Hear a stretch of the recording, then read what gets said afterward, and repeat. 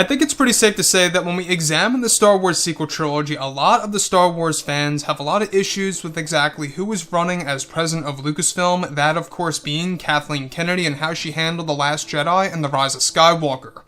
This is Mike Zero. Make sure to subscribe if you're new to the channel for future Star Wars content. Now, one thing about Star Wars is that we do know that it's currently heading in a different direction for the fans around the world, is that not only that they are developing their new Star Wars trilogy, but their new Star Wars universe to come in the near future, that's really going to reshape the franchise into something new, which, by the way, really is a big risk at the same exact time. The fact that they are really trying to remodel Star Wars and to base it off of the MCU, in a sense of how all these projects are going to interconnect with each other. Now, not just that, we do know that Disney is trying to really kind of satisfy the fans, trying to reunite the fan base, to really gain back the lost fans that had a lot of issues with how The Last Jedi was used by Disney and Lucasfilm and how they did The Rise of Skywalker. A lot of fans had issues with this movie as well. But The Rise of Skywalker didn't really seem like it was quite as divisive as The Last Jedi's, nowhere near as divisive. I myself thought it was a somewhat entertaining film with a lot of flaws in the mix, a lot of scenes that I loved and hated. So on top of all of this, everything related to Kathleen Kennedy, we do know that a lot of things are happening behind the scenes over at Lucasfilm. Things really are changing with the Star Wars franchise as we speak. Now, on top of all of this, now that both Disney and Lucasfilm are done with the sequel trilogy, they are currently focused on the future of the franchise, such as with their new Star Wars trilogy and their new Star Wars universe.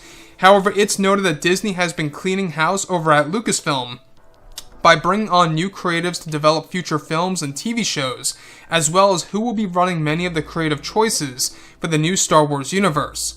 It's noted that Disney CEO Bob Iger has found a candidate for replacing Kathleen Kennedy, and that Bob Iger's plan is to remove Kathleen Kennedy as head of Lucasfilm, and to replace her sometime next year in 2021. Now, this is said to have been a choice made by Bob Iger before he leaves Star Wars as a brand in 2021, and wants to leave behind a great legacy with the Star Wars franchise and how it will operate in the future for the Star Wars fandom. Now, it's noted that Kathleen Kennedy currently has no power over creative choices for all Star Wars projects currently in the works, and that this was done by Bob Iger as well, and served as the first step into replacing Kathleen Kennedy. Now, this decision is actually said to be a desperate move by Disney in order to keep Star Wars as valuable as a brand moving forward, and that what they want to do is also focus on Disney Plus being a successful streaming service as possible, with their new Star Wars TV shows both in live action and animated form. Now, it is noted that though Disney would like to fire Kathleen Kennedy, she is under contract and cannot be replaced until sometime next year, where Disney will have the power to replace her with a new president to run Lucasfilm.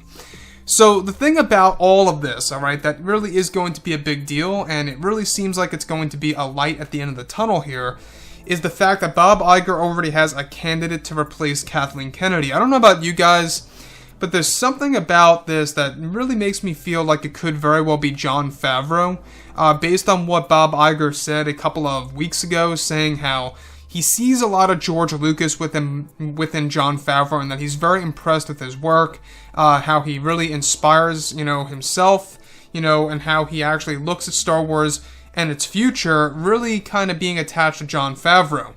To me, I think that's a telltale sign that he is indeed this new candidate that Bob Iger actually just recently found to be replacing Kathleen Kennedy sometime in the near future, to actually take control of the Star Wars franchise as a brand. Now, when we look at everything related to Kathleen Kennedy, obviously we do know that she had her own agenda on how things should be done with these Star Wars movies and everything related to the Star Wars lore and everything related to it in that sense, right? Now, thankfully, though, her creative control has been taken away, after The Rise of Skywalker, most likely because money talks, right?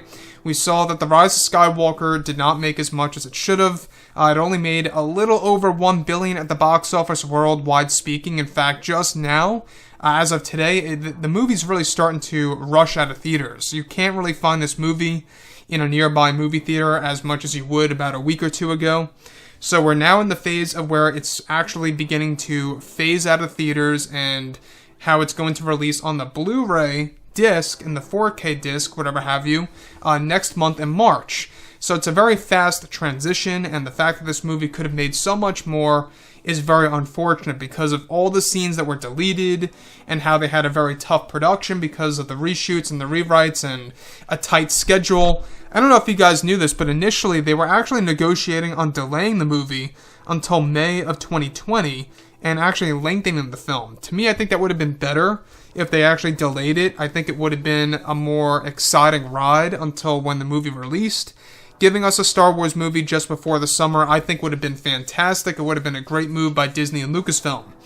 So, with that being said, guys, let me know what you think about, Disney CEO Bob Iger and this big decision with Kathleen Kennedy. And what do you think about Kathleen Kennedy overall and her past? So, with that being said, guys, drop a comment below. Let me know what you think about all of this in the comments. And if you guys did enjoy the content for today, do make sure to drop a thumbs up on this video to support the channel. I thank you all so very much for the kind support, and I'll catch you guys next time. Gun